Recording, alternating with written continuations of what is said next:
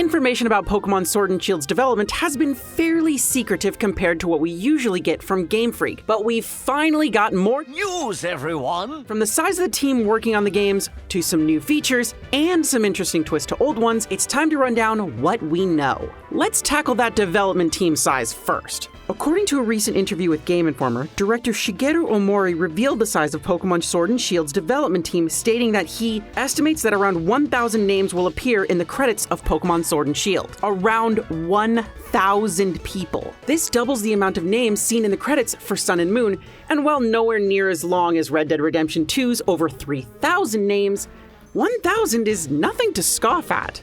Needless to say, this has caused some uproar in the community, and it all circles back to that Dexit debate. The argument is that a team that large easily should have been able to bring the National Dex into Sword and Shield. And yeah, especially considering that Nintendo's own Breath of the Wild's credits list around 900 names in total.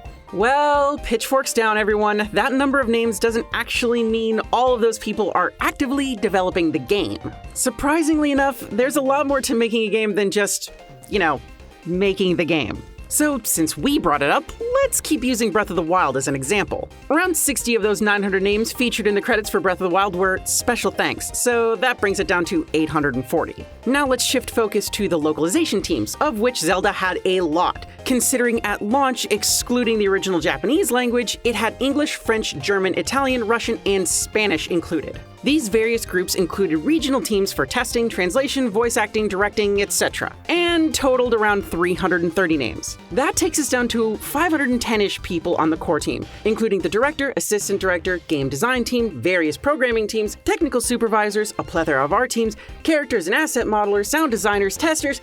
You get the point. So it's safe to say that we'd be looking at a similar cutdown of Pokemon Sword and Shield's core team, right? Well, not exactly. Omori's full quote shines quite a bit of light on how large the actual core development team is. He said, quote, "The studio grew in size, nearly doubling the core team since the development of Sun and Moon, with 180 to 200 core members, hundreds of outsourced and external partners, and a large marketing department.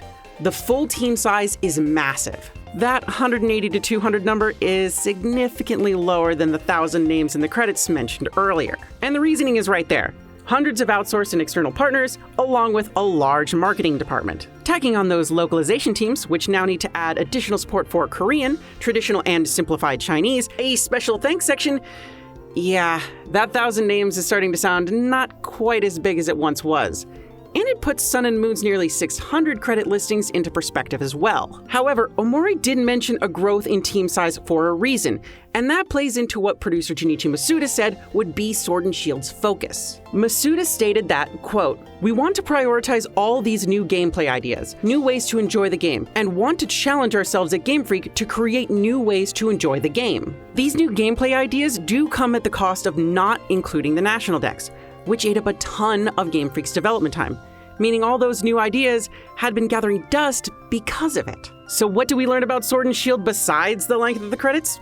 A lot, actually. First and foremost, we got a firm confirmation that Pokemon we don't see in Sword and Shield will return in future installments. Not surprising, but for those fans who won't get to use their favorite Pokemon in the current generation, it's a nice reassurance. Masuda further pushed this with the interaction between the core series and the upcoming Pokemon Home app. Quote, "We're really designing it as a place for all of your Pokemon together, so it's really important for the future of the franchise, and it'll be more than even Pokemon Bank as a place to gather all your Pokemon together in one spot." Is that enough for those still upset about not having the National Dex? Well, that's up to you, but it does seem like they have that part of the series' future in mind while they've been developing Pokemon Sword and Shield. Next up is an autosave feature, something brand new to the series, but not exactly new to literally every other video game made in the last 10 years. This feature is a bit controversial amongst fans, but with some explanation, it actually makes a lot of sense as to why this feature is actually needed to help Sword and Shield's wild area work as intended. Omori explained the feature by saying, quote,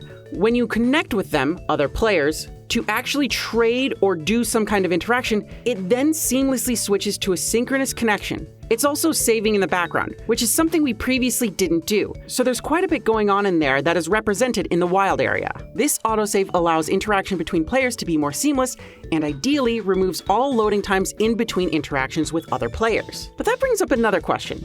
If the game autosaves, does that mean the concept of saving right before attempting to catch a legendary Pokemon is gone? Well, no, of course not. While the autosave does work throughout the entire game, not just in the wild area, it can be turned off in favor of the more traditional method of saving your game. Onto a smaller change, Exp Share. The item that appropriately shares experience between all Pokemon currently in the party isn't an item anymore. But while this may seem like you'll be grinding each Pokemon individually, Omori said that despite Exp Share not being in the game, your party will naturally gain equal experience through battles. No item needed. Unfortunately, at the moment, we don't actually know if you can turn this feature off like you could with the original Exp Share. And while we're at it, HMs are still gone. We saw the concept replaced with Pokemon Ride in Sun and Moon, as well as Pokemon Go's secret techniques, which were exclusively used by your starter. Sword and Shield's director, Kazumasa Iwao, mentioned that it, quote, didn't feel it really matched the concept, especially with the wild area and wanting to have this higher degree of freedom. Okay, arguably the biggest change to the game's balance is just how to get ready for those competitive battles and how that works. This is traditionally a fairly long and painstaking task involving selective breeding, attempting to get proper traits, and raising a Pokemon's IVs and EVs to make them competitively viable. Well, that's gone too. Iwao said that, quote, this time around, we really wanted to introduce some systems that help the player be able to take those Pokemon they caught in the beginning and the first one they chose and actually take them straight into competitive battle. While he didn't go into details about this new system that will supposedly, quote, allow players to make sure that Pokemon they want to use in competitive battles are viable, he didn't mention that previously invisible things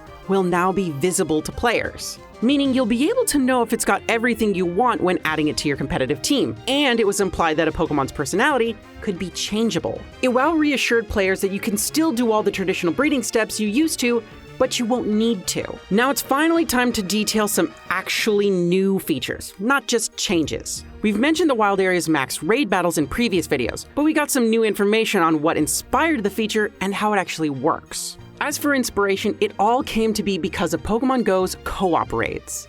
Teaming up with multiple trainers to take on a boss-like encounter, and if successful, walk away with the prize of catching a rarer Pokemon. Omori mentioned that players wouldn't need to be hardcore to participate in Sword and Shield's max raid battles, but Iwao cautioned players not to wander into them unprepared. Iwao said, quote, even for me, a seasoned Pokemon player, even if I go with one of the 5-star max raid battles, I can definitely run into situations where I'm not able to win. And finally, the biggest announcement we got, Sword and Shield will feature 18 Pokemon gyms between both versions of the game, split between a minor and a major league.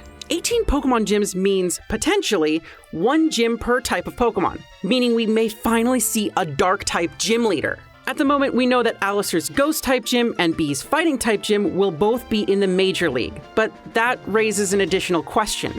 Since we know that Bee's gym is exclusive to Sword, and Alistair's is exclusive to Shield, will players eventually get to play against all 18 gyms? Well, to further confuse this matter, Game Informer received an updated statement from the Pokemon Company about this. In October 3rd's episode of Game Informer's podcast, A GI Show, Brian Shea offered some clarification on what exactly happened in the interview. Shea explained, quote, so in a conversation with both Masuda and Omori, I asked them about the difference between Sword and Shield, like just how different are these games? And they gave me an answer, which I took the way the internet is taking, which means like, hey, there's a lot of gyms in this game, and like some of them will be Major League and some of them will be Minor League. However, the Pokemon Company reached out and said, hey, I think there might have been something lost in translation or somebody might have misspoke. The Pokemon Company's quote, provided again by Omori to answer Shea's original question of how different are these games, said, quote, from an actual gameplay and experience perspective, there will be certain gym leaders that will be different depending on which version you've played. In terms of the setting itself, the background to the story is there is like this Japanese-style J1 and J2, like minor league and major league kind of concept. There are 18 different types of gyms in the story, and depending on the version, which gyms are in the minor league and which gyms are in the major league are different. For example, in Sword, the fighting gym will be in the major league, but in Shield, the ghost type. The idea is that every year the Galar region is playing, and which gyms make it into the minor and major league changes. Of course, as always, there's a difference in the kinds of Pokemon you can also encounter. Essentially, what this clarification is saying is that we should expect a similar amount of gyms to prior games, but that there are of course 18 potential types of gyms that could exist. Which, again, just sounds confusing the way it was explained and worded, but with the Pokemon Company and Game Freak going out of their way to make this clarification, we can almost bank on there not actually being 18 gyms in Sword and Shield, unfortunately. And that just about wraps up everything we learned about Sword and Shield for now. But we're getting close to release as the games hit stores worldwide on November 15th. Are these changes and additions getting you ready for battle, or are you hanging up your hat this generation? Tell us your thoughts in the comments, and thanks for watching Inside Gaming. Get a little support now and then, it's good. So here's a nice story to kick off your week. Everyone loves Untitled Goose Game. It needs a name by now, right? Have we figured one out yet? So they were very explicit. They were very explicit about this. The title is not Untitled Goose Game, it is an Untitled Goose Game. So just so you guys know. Turns out there's a big market for people who just want